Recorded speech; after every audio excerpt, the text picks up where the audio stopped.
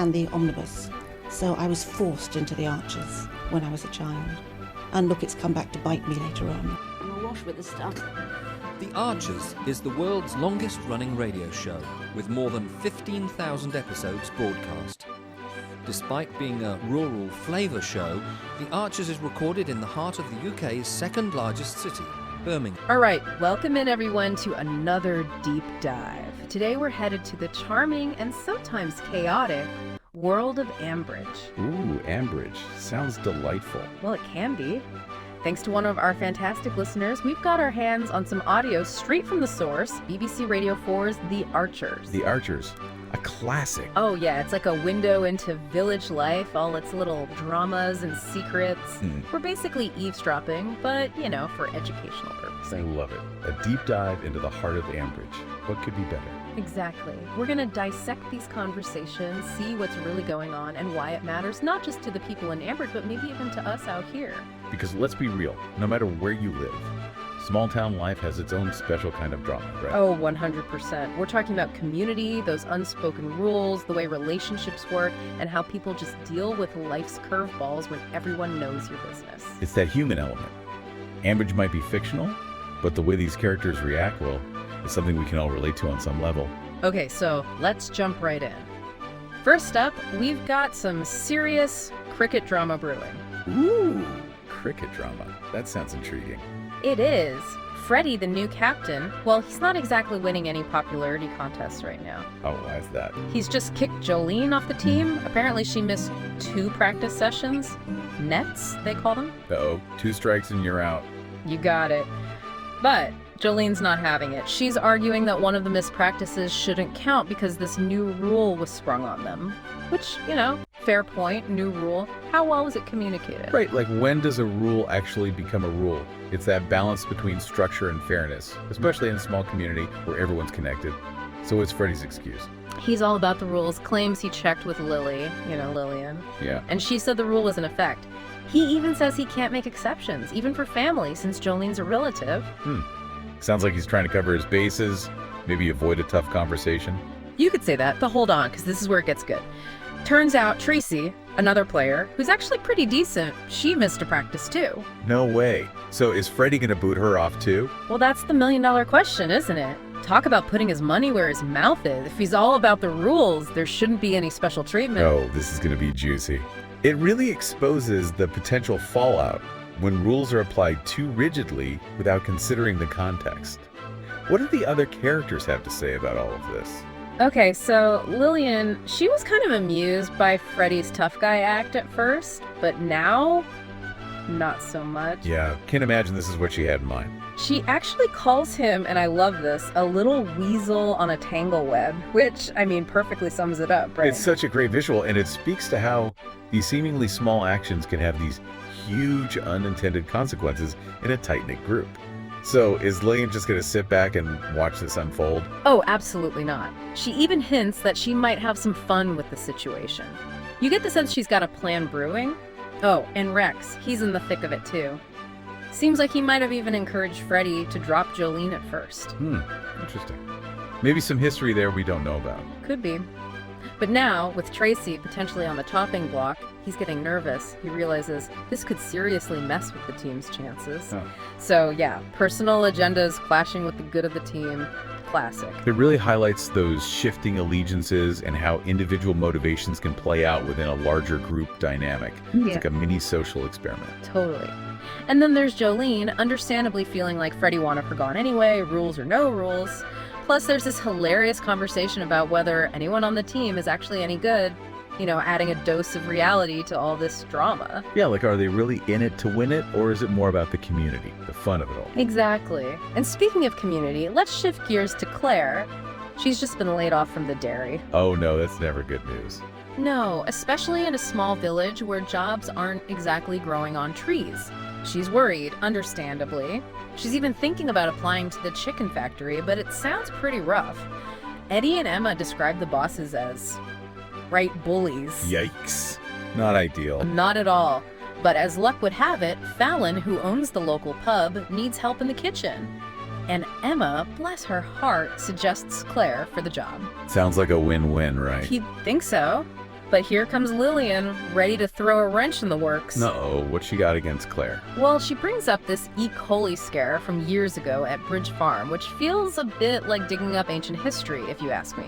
Then she starts questioning Claire's energy, her ideas, even if she can work the till. Wow, that's a lot of negativity. Is there something else going on here? It does make you wonder, is this really about Fallon's business, or is there some personal beef between Lillian and Claire?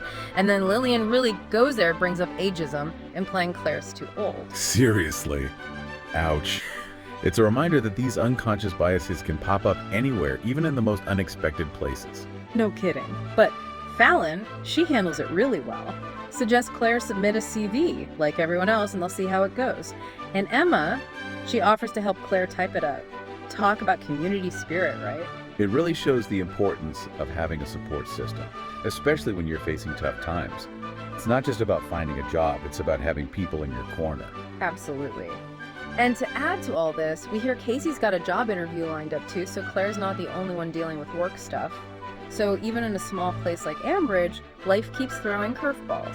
It's a reminder that these everyday challenges are universal.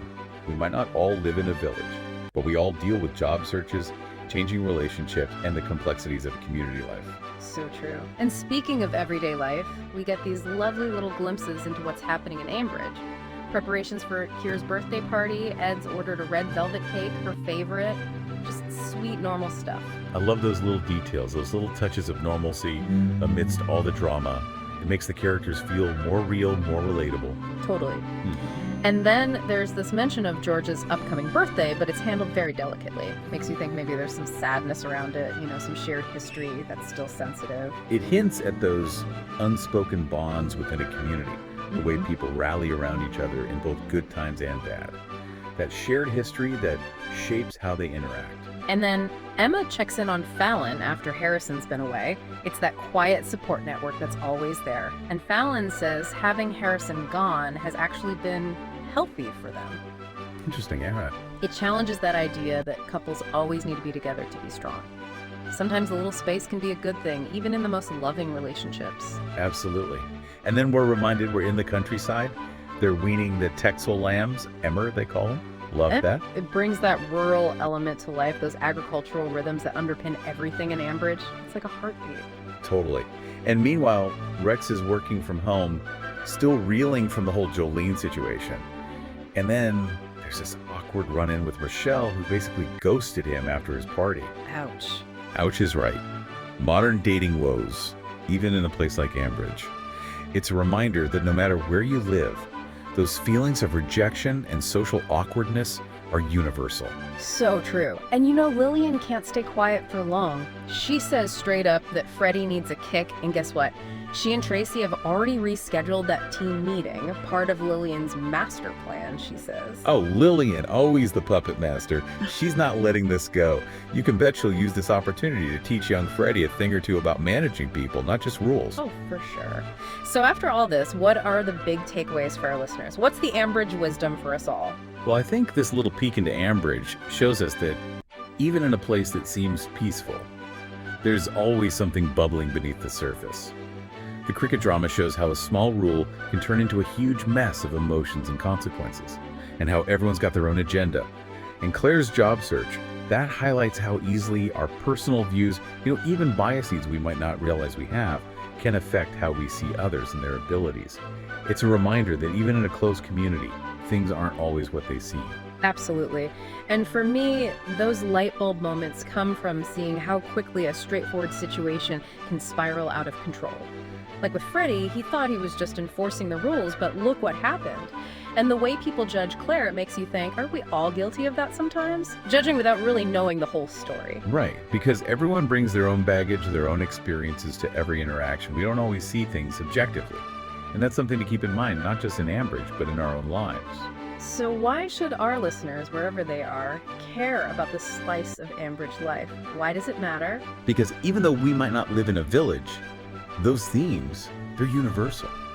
Dealing with rules and expectations, supporting each other, handling conflict, the ups and downs of work and relationships, that's life.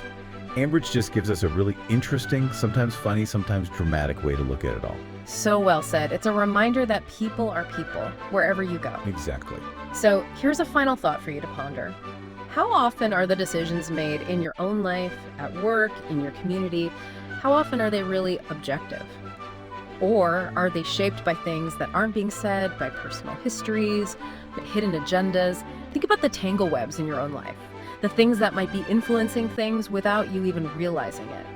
This little trip to Ambridge, it gives us a lot to think about, doesn't it? It does. It's a reminder that there's always more to the story than meets the eye. Thanks for joining us for another deep dive. We'll see you next time. Bye, everyone.